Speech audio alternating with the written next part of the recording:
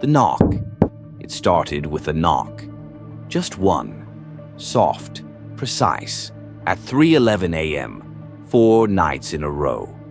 Jake had just moved into the old farmhouse outside Hadlow, a town where the fog seemed to remember more than the people did.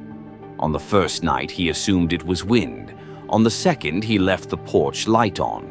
On the third, he stood by the door, holding his breath. Nothing. No one. But his dog, Rufus, barked at the woods like something was watching. Jake set up a camera facing the porch. The footage showed only static. Until 3:11. Then, for exactly 7 seconds, a tall silhouette stood at the edge of the trees, still, facing the door. Rufus disappeared that night. Jake searched the woods, calling his name until the morning fog swallowed his voice. On the fourth night, the knock came again, but this time, the door creaked open, slowly, without a hand, as if something had been invited in. The next morning, Jake followed Rufus's tracks deep into the forest. No trails, no birds, just pines, tall and breathless. He found a stone circle, 7 uneven rocks sunk into the moss. In the center was Rufus's collar, clean, untouched. Trees around the circle bore strange carvings, symbols like teeth or eyes or gates. He turned to leave, but the path was different. The branches shifted behind him as if closing a door. He ran. The woods pulled at his thoughts, whispering not in words, but in echoes of his own voice. Then he tripped and landed face down on hardwood. He was back in his bedroom, dry, barefoot, and the front door was wide open. Chapter 3. The Voice Beneath. That night, Jake couldn't sleep.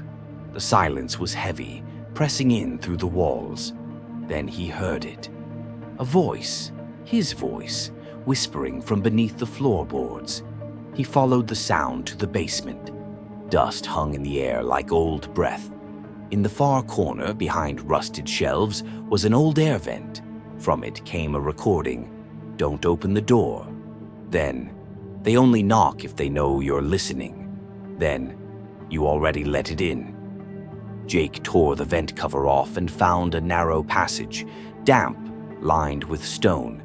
It stretched deep, breathing cold air from an unseen place. He crawled inside, flashlight flickering. The deeper he went, the more familiar it felt, like returning to somewhere forgotten. At the end of the tunnel, he found a pair of his own boots, muddy and still warm, and next to them, footprints, bare, his size, leading back toward the house. Jake tried to shake the feeling, but the next day, people waved at him like they'd just seen him. The woman at the post office said, "Forgot your change. Again." But Jake hadn't been there. Not him. He called his ex. She sounded confused. "Didn't we just talk?" she asked. That night, from the trees, he watched the farmhouse. The lights were on. Inside, someone was making coffee. Someone with his walk, his mannerisms, his face. But not his eyes. Jake stared through the window until that thing, the other Jake, turned and stared right back. No shock, no fear, just acknowledgement. Jake returned to the pines.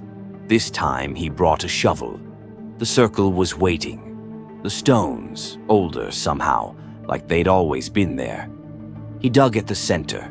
The dirt came up easy, like something wanted to be uncovered. A few feet down, he found an old tape recorder, still running.